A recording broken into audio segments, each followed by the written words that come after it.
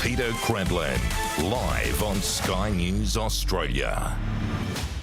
Good evening. Welcome to the show. Here's what's coming up tonight on Credlin. More pain for business as the industrial umpire considers permanently locking in working from home into the award. Labor's backing in, of course, but concerns at the timing. With business going bust and productivity stagnant, how on earth can we afford this? Get back to basics, not just for students, but also for teachers. That's what a new report says. It's pushing for our educators to be better prepared to teach and forget the whole progressive education philosophy. Well, I say hallelujah to that. It also recommends old-fashioned rote learning. We'll talk to the author of that report in a moment. Plus, eager to moralise on trivial matters, bleeding on about integrity, Labor's proved itself to be woefully inept at confronting the very real racism and prejudice that's now a daily sight on our streets. I'll speak with the influential journalist and author Paul Kelly from The Australian as he calls out the Albanese government in an article that every Australian must read.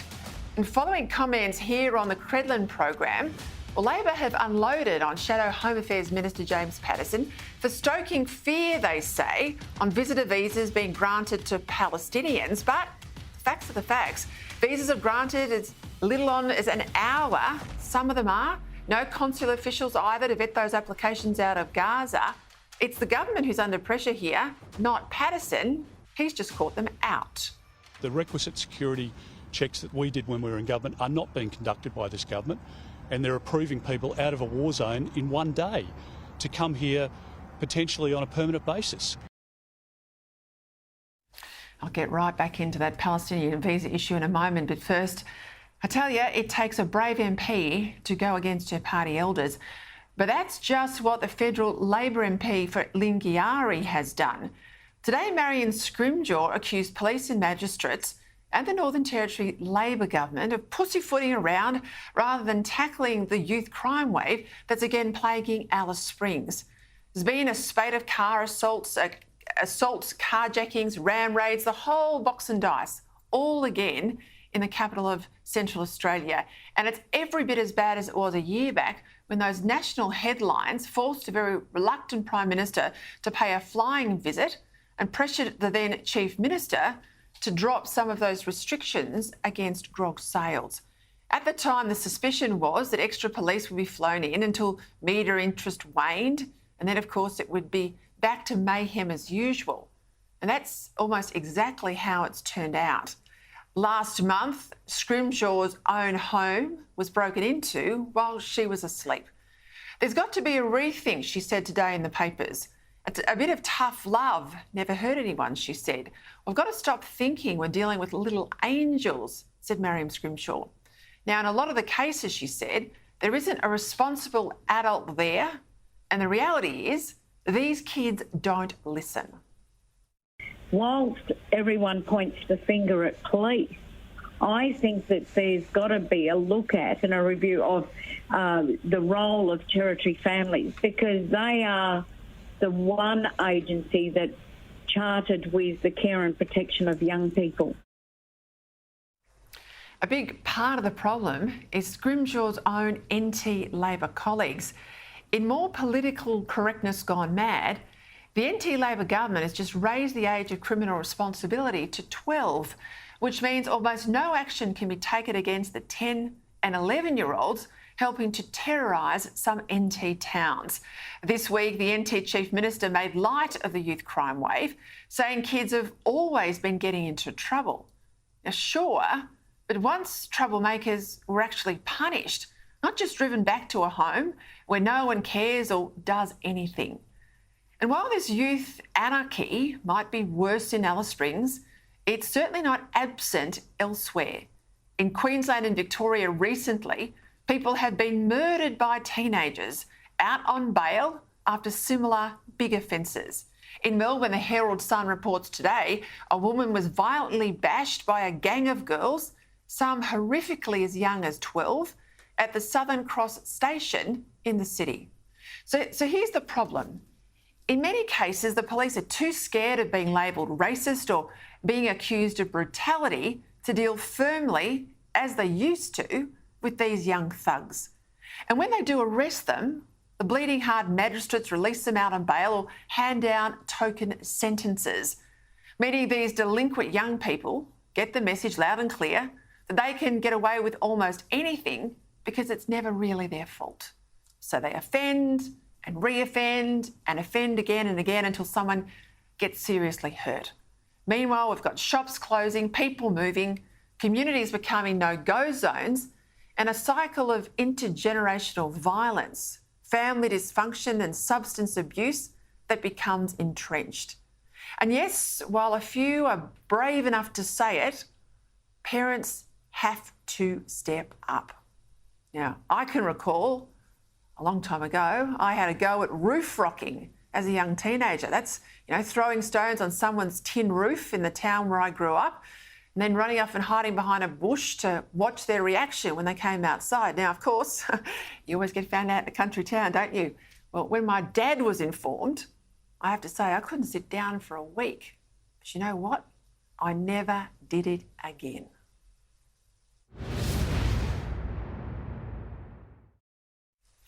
Every day, the Albanese government looks weaker and weaker on border security.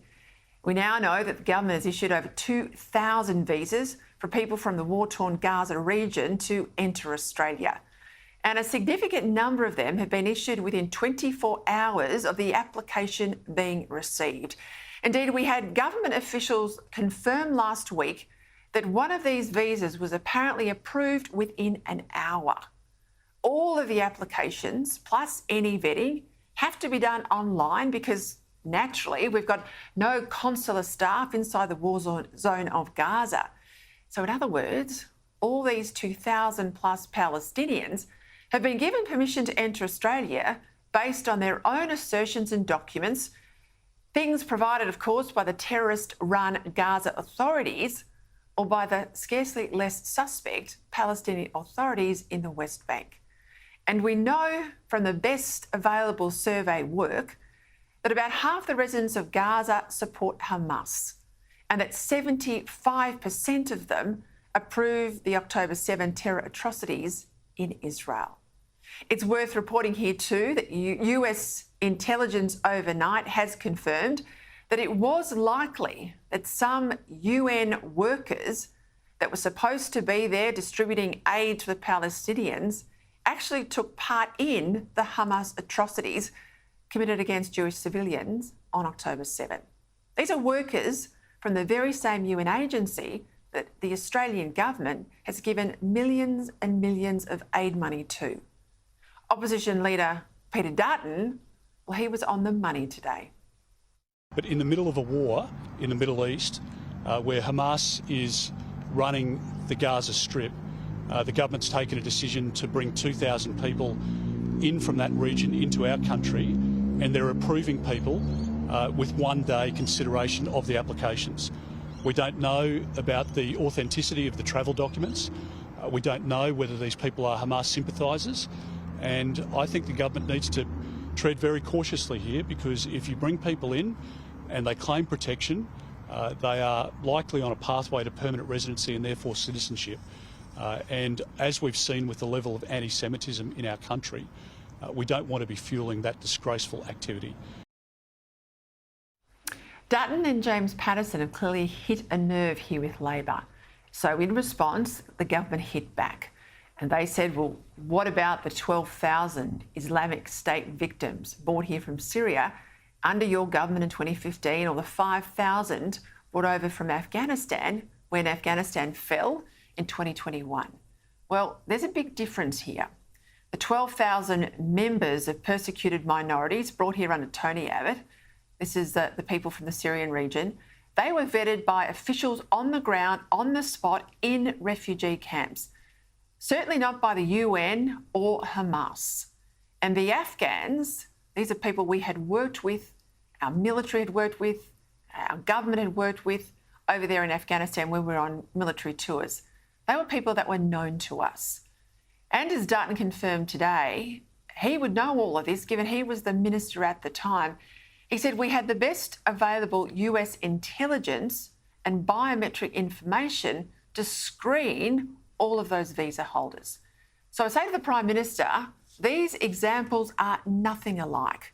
You've been caught out doing a dodgy on these Palestinians, and that's why you and your Labor colleagues are so angry today. Frankly, when it comes to border security, this government's having a lend of us yet again. We should not be bringing anyone to Australia from Gaza unless we are as sure as we possibly can be that they are not a security risk. Look at how weak our authorities are on the Islamic hate preachers in Sydney and Melbourne mosques right now. Jihad is part of our deen and one of the highest pillars of our deen. Hamas is mujahideen and freedom fighters and warriors. To the invading Jews we say, by Allah, the day you will be kicked out of Palestine is coming. A day when the stones and the trees will speak and say, "O Muslim, there is a Jew behind me, come and kill him." It's a day of pride! It's a day of victory! You want to add more people from Gaza to that tinderbox? I mean, I think the last thing we need right now is anyone who's sympathetic to terrorism. I mean, we all know what we heard from Australians and visa holders that night at the Opera House. Never again. All right, let's go to camera now for the headlines. Sky News political reporter Olivia Casely. Anthony Albanese has accused the coalition of stirring up fear by suggesting terrorist sympathisers from Palestine are being fast-tracked visas to Australia. Right across the community, Australians don't trust the Prime Minister when it comes to managing our borders and keeping Australians safe. Peter Dutton is not convinced Labor's been thorough enough with its vetting of Palestinians fleeing the war zone to Australia. Department of Home Affairs officials confirmed during Senate estimates that 2,273 temporary protection visas have been granted since the war broke out. Of this, only 334 have arrived in Australia due to the difficulty in escaping Gaza. 460 applications were rejected between October and February. The coalition is calling on the government to promise no Hamas sympathisers are among those granted temporary visas. Many innocent people who are also victims of Hamas. There are also supporters of Hamas in Gaza. Promise the Australian people that among those 2,000 visas her department has granted, there is not one single supporter of Hamas. The government says the security process is rigorous, including biometric checking and identity checks. Anthony Albanese says Peter Dutton is just stoking fear. He's just wrong. And you know what he does every day, you see it. It's just fear campaigns. The checks are exactly the same as what was in place under the former government. The next front in the industrial relations battle has shifted to the right to work from home. The industrial umpire is mulling over changes that could benefit millions of Australians. The Fair Work Commission is looking at whether workers on industry awards should get extra flexibility. In its discussion paper, it points out working remotely has expanded employment opportunities, reduced commuting time, and provides more flexibility to balance work and caring responsibilities. The Fair Work Commission's saying, OK, let's check and work through on submissions how that fits in with the award system of minimum standards. But for many frontline and blue-collar workers, it's simply not possible. I think it's great for those that are privileged enough to maybe work in an office to say, I'll work from home. It's the latest wave of industrial relations reforms floated since Labor took office. The opposition leader argues it's gone too far. We have to be careful that the Albanese government just doesn't side with the union on every occasion. You've tipped the balance, though, since you've been minister. Yeah, we have. I wanted to correct the balance. Like, when wages flatline for 10 years, it's pretty hard to argue that the balance is right.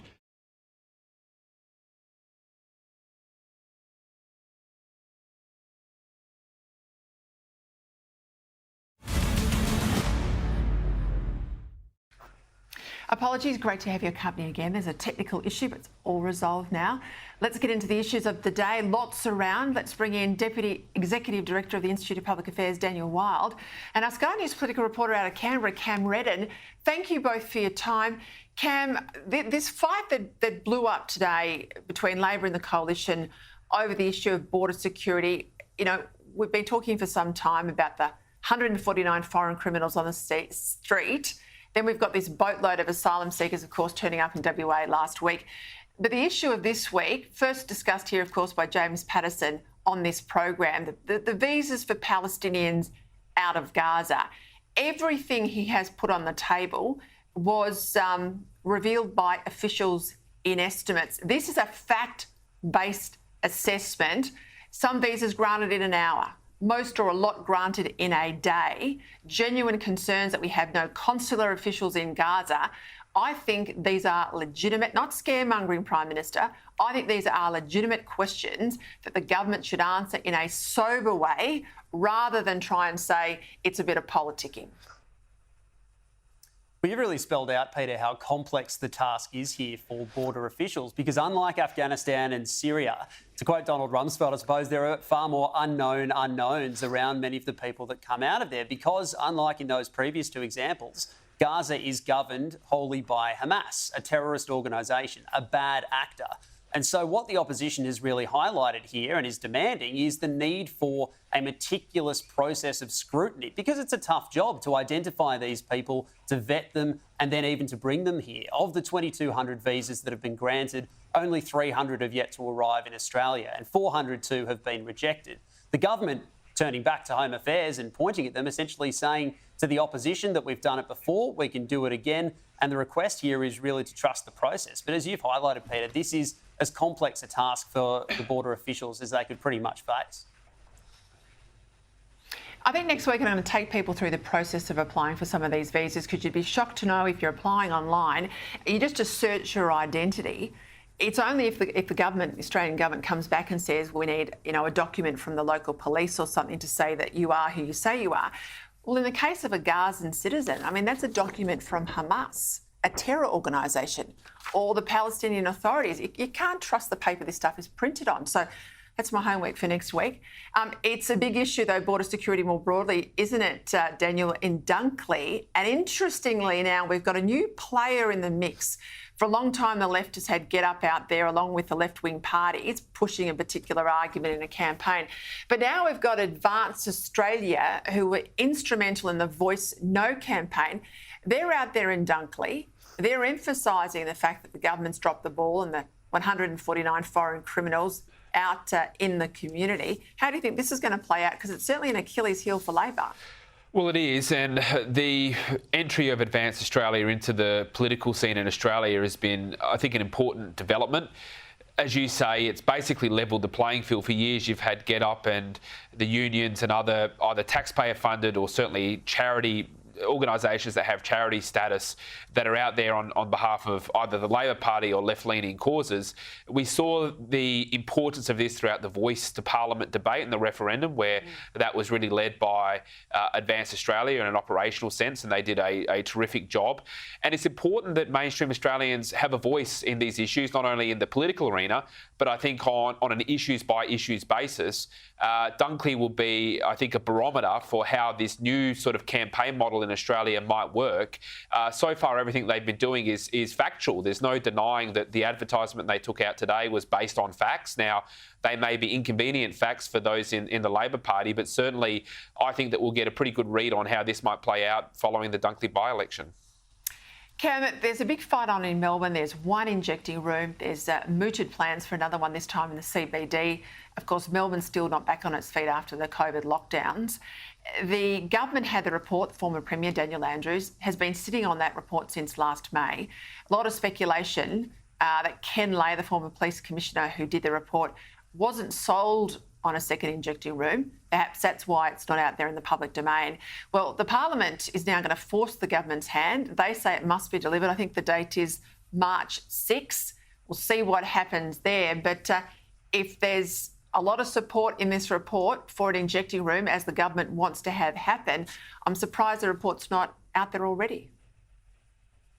Yeah, I note too, Peter, the Victorian Premier today saying, no, it won't be the upper house or the Parliament that decides. The government will decide when this report is put out. I think what really this underlines too, this of course being the second review into the North Richmond injecting room, is that injecting rooms are still very much an experimental policy approach. There is no universal best standard or best practice for how to address hardcore drug use. I'm coming to you from the ACT, where another model is being trialled with things like decriminalisation, for example, for the possession of small amounts of illicit drugs. So there isn't a best practice, otherwise everybody would be doing it. So I think that really goes to the heart of this, the point that there is no established, the jury is still out, in other words, Peter, around injecting rooms. If and when we eventually see this final report from Ken Lay, we'll see what it says. But if those suggestions are right and that it's not banging the door down for a second injecting room, perhaps that just goes to the heart of the issue, that we're still looking for that silver bullet, that best practice. Let's go to a difficult issue. This is suicide, and we know, Daniel, while this was a huge issue in and around all those lockdowns, particularly young people, it was very difficult in the media to get access to suicide statistics. You couldn't get much out of the coroner's office. Well, we get some statistics today. It shows 801 people died in Victoria last year from suicide, but under the age of 18, and this is the shocking part, there's been an 86% increase in suicides. Mental health expert Pat McGorry says COVID caused a rapid slide in the already deteriorating mental health of young people. Now, Andrew said there was nothing to see here, but these statistics, they should shame us all, Dan. Well, look, absolutely. And as the days go by, the evidence builds up that the response to COVID at all levels of government was the most dramatic public policy failure we've seen, certainly in our peacetime history. You were one of the few that were holding the government to account, and there were a small number of journalists and commentators out there, but certainly in the depths of the lockdowns, there were precious few voices making the case. But what we were saying at the time was, if you lock people down, if you stop children going to school, if you sever critical social connections, if you stop people earning a livelihood, there will unavoidably be long-term and sometimes irreparable social and humanitarian consequences. And sadly, as I say, as the days go by, we're seeing more of that. And this just goes to the point that we need a full, transparent and comprehensive Royal Commission of all levels of government to the response of COVID, not what the federal government is doing, which is they fobbed off this departmental inquiry, stacked out with pro-lockdown activists that won't look at the state governments, it won't look at what happened in Victoria. We need a transparent Royal Commission, because that's the only way we're going to learn the facts. 100% we need that Royal Commission, and I'm sending love tonight to my dear friend Ange, who lost her son, her beautiful son Louis, from suicide in a lockdown in Victoria. So it is real. It affected so many families. Thank you, gents. We'll see you again soon. All right, let's go to that thought-provoking column in The Australian yesterday from the magnificent editor-at-large Paul Kelly that perfectly articulated the concerns that I have, that I know many of you share, in relation to our social cohesion at the moment. Now, since those terror attacks on October 7, Kelly highlights how quickly Australia seems to have accepted dangerous levels of anti-Semitism as commonplace, due in no small part, he says, to the timidity of the Labor government to call it out. Joining me now to discuss this worrying shift in our community is Paul Kelly. Paul, thank you for joining us tonight. I mean, you hit the nail on your head with your column. I wanted to give it as broad a play out as I could. I think it's something all Australians should read. How do you think we've got here so fast, when I think even a 10-year or decade or generation ago, we would have all said, never again? Peter, I think a couple of years ago, it would have been inconceivable to most Australians that we would be in the situation that we now face. It's been 5 months since October 7, and since then the wave of anti-Semitism in this country has only intensified. It's not a minor matter. It's not a passing phase. All the evidence suggests that it is deep-seated, that it has deep cultural and institutional support. This undermines Australian multiculturalism. It undermines our unity as a society. The comments made by the government and the Prime Minister seem to me to be essentially reactive. They periodically make comments supporting the social order and criticising the wave of anti-Semitism, and that's good. But it's not sufficient. There is no strategy in place. This is the most important challenge to multiculturalism we've seen in this country in decades. Labor presents itself as the party of multiculturalism. What is it doing? well, it doesn't seem to have any concerted strategy or any considered response whatsoever. And we see now, in terms of the universities, the cultural sector, artists, writers, the Greens political party, what happens in the teacher unions. This is a very widespread phenomenon. It's not going to go away, and we have not had the sort of leadership required from the Prime Minister and the government. I mean, that's quite obvious. A lot of this, I have to say, though, is a cancer on the left. Remember when Pauline Hanson crossed a line all those years ago in the 90s? Sure, Labor called her out, but the powerful voice was when John Howard and, of course, Tony Abbott, he was a strong advocate against her at that time. When they spoke, it had a greater authority because she was broadly of the right. What's missing here, perhaps, is the dominance now of Labor's left faction, the way in which the branches inside the Labor Party are stacked out for the Arab vote, the Muslim vote in some communities, particularly in the western parts of Sydney. But the dominance of a pro-Palestinian, and it's not just pro-Palestinian, let's be honest, it's anti-Semitic. Pro-Palestinian is just a bit of cover for being anti-Jew. It's that mindset now that's entrenched inside Labor. So really significant Labor figures have to call this out. Well, I think that's essentially right. I mean, I think there are two really big factors at work here. The first one is, over the course of the last 10 to 20 years, hostility and anger towards Israel has become an article of faith with the Australian left and with large sections of the progressive forces in this country. And perhaps we didn't anticipate how much that had been the case until October 7. And I think that will only intensify given the military campaign being conducted by the Israeli government. The second point to make is that we've seen the rise of identity politics, and we've also seen the importance of the Islamic vote in this country in numbers, particularly in Labor-held electorates. So I think the nature of the Labor Party itself is changing in social and religious terms, and also in ideological terms. Labor doesn't want to talk about this all that much, but the numbers are there, and increasingly we see significant people in the caucus, significant ministers in fact, firmly of the view that the party's got to be sensitive to the Islamic vote. Now, that is a very important change in the nature of the Labor Party over the course of the last 30 years.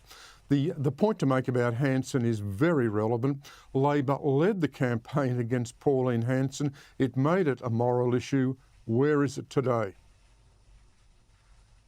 I can understand the craven vote aspect inside Labor, Paul, particularly in seats in Western Sydney, right? But put that to one side.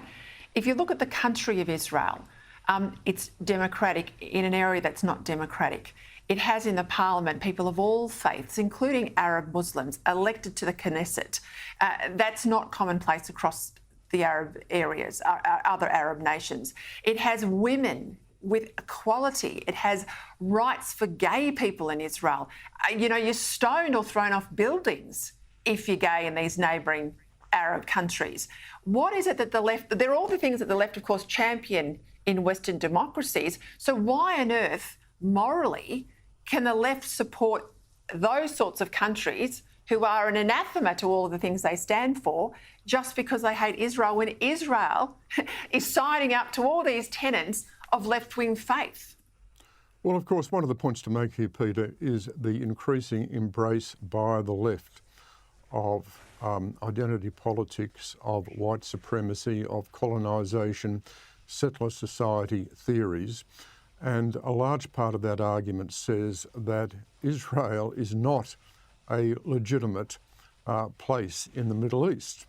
Now, of course, this is just ridiculous. It defies history totally, but this is nonetheless the ideology of the progressive left, and it's applied that ideology to Israel. So I think that's really important in this whole debate. The other point to make, of course, is that Israel, to a certain extent now, is fighting for its existence. And one of the points to make about events since October the 7th is that there's a wide feeling in Israel now that it must challenge the Iranian-backed proxies, Hamas and Hezbollah that do stand for the elimination of the Israeli state and for the removal of Jews from the Middle East. And I think that we're not only likely to see the current conflict between Israel and Hamas played out, but I think eventually there'll have to be a war between Israel and Hezbollah as well.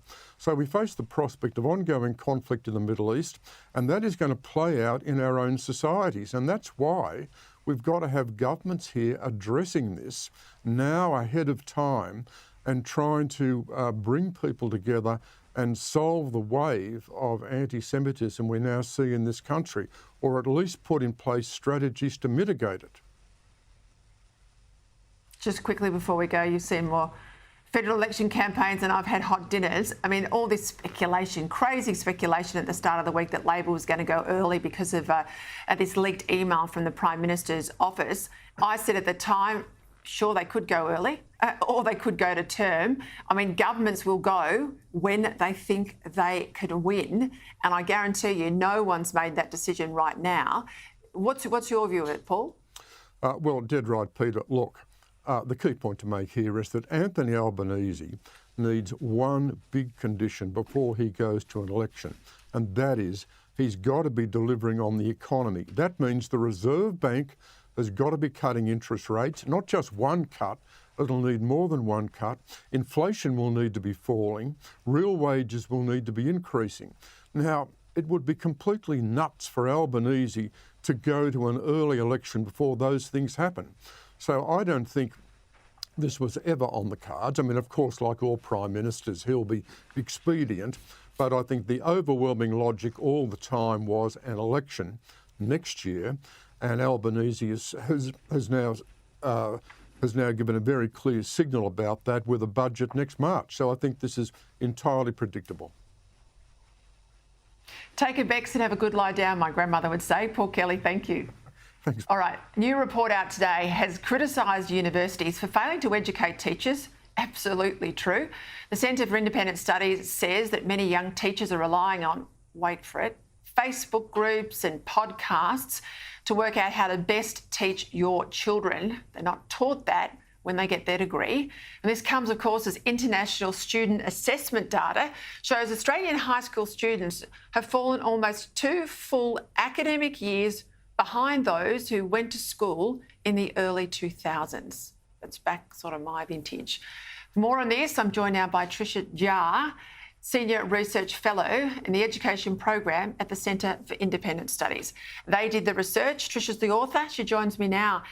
Well, I'm a big fan of rote learning. I'm a big fan of phonics, of course, which I was the tail end, Tricia, of the phonics generation, and then it's fallen away. But if we don't teach teachers how to teach properly, then, surprise, surprise, we're not going to get students who are learning properly. Well, that's right, Peter. And I think one of the positive things that's come out about in the last couple of years of policy is that there was a review of initial teacher education that was started by the previous government, has been continued by the current government, and that has led to plans for an overhaul of initial teacher education in the directions that I think are really positive, focusing on the cognitive science of how students learn and connecting that with effective pedagogical practices.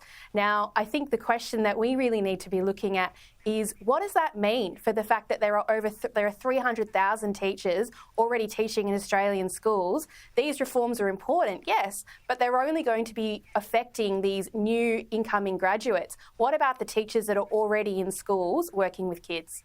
How do we upskill them? You used to be a teacher. I listened to you do an interview on radio this morning and I thought this was fascinating, and I wanted to make sure my audience could follow through with it tonight. Rote learning is important because that impacts our long-term memory via our working memory, right? Explain the difference between working memory, long-term memory, and how important rote learning is. So rote learning is essentially that process by which things that we're learning for the first time can become automatic and fluent. So if you think about, an experience that many of us have had, for instance, learning to drive a car. When we were driving a car for the first time, what was going through our working memory was things like, how far do I push the accelerator? Where is the indicator? How far do I have to move the steering wheel to get where I want to go?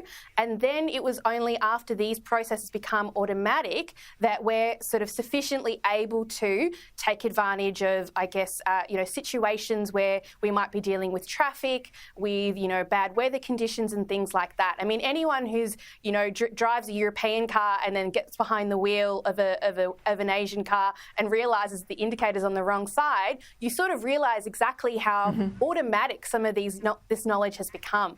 And so what that means for teaching is that we can't expect kids to, to follow on with this analogy, be getting on the road at peak hour when it's raining. We actually need to start with ensuring they know the foundational skills before we can expect them to do complex tasks. So things like a times table, of course, you have to stay at it. It's only at this stage in your working memory. You keep at it, it becomes so familiar, it then goes into your long-term memory.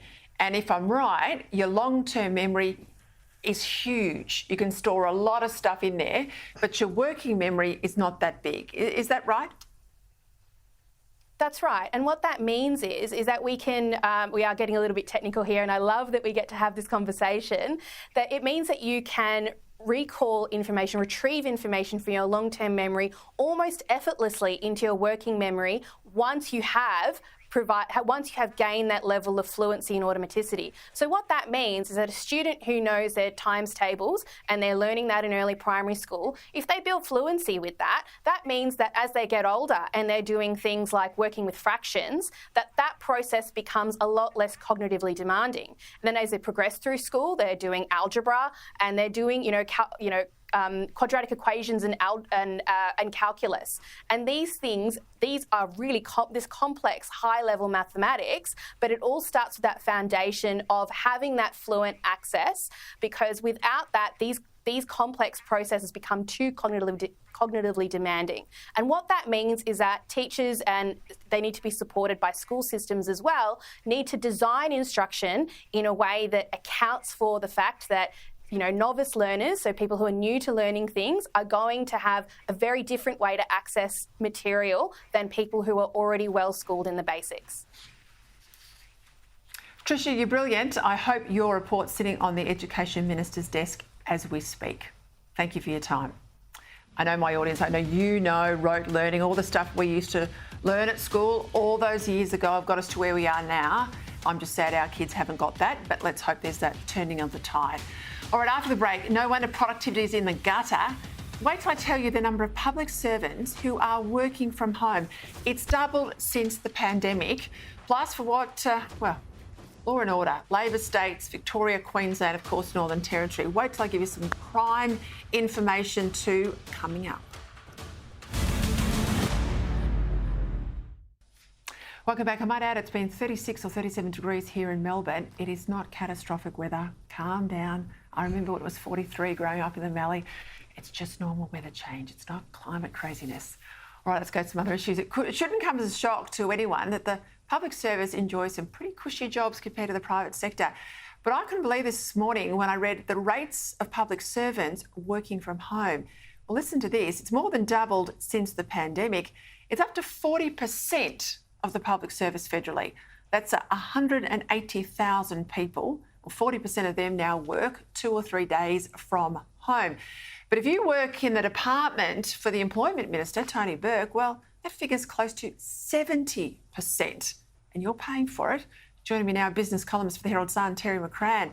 I tell you, you're watching all these banks and other players, corporate players, doing everything they can to get their workers back into the office. They say it's better for productivity, it's better for cost control, it's clearly better for the staff. But Tony Burke's got 70% of his department working from home. These are extraordinary numbers, Peter, but they're not at the least surprising. I mean, if you're in the private sector, you have to run a business efficiently, you have to make a profit, you have to generate revenue. and you have to keep your cost under control. And people have to be contributors to that. Your staff have to be contributors. It's a two-way street. Yep. They contribute, they get paid. The public service is all benefit and no responsibility. And what you're seeing playing out is exactly that they don't have that momentum, they don't have that pressure that they've got to actually perform.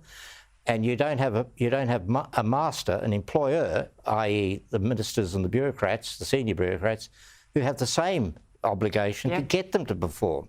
And this is the outcome. And the bill is extraordinary, as you know. I mean, not only at the federal level, but at the state level. And I know they're not at home on their computers either, because you go to the coffee shops in Canberra, I know the haunts. I know exactly where they are. They are absolutely going gangbusters. They're chock-a-block, you know. The fitness classes are full in the middle of the day. They're not working from home. They're taking a lens. And the other thing it's telling us, Peter, is that you could cut the public service in half, get the half that remains into the office and have them work 40-hour weeks, and you'd get the same outcome. How worried are you, though, from the comments made by Tony Burke today, that he's actually going to throw this to the employment umpire, and this could be something that's now put permanently into the award right across the board? So if you're a small business and you're trying to get your workers, or you run a cafe, you can't work from home in a cafe. What do you do if this is part of the award that your staff are allowed to work from home? Again, it's hardly surprising, Peter. This is a government that doesn't want to promote productivity. It doesn't want to promote outcomes for business, and particularly small and medium businesses. Big business can sort of cope with these impositions. But as you say, if you're a small business, half a dozen employees, what this promises to do is to make your life even more difficult with all the other things that have been imposed on you by this government.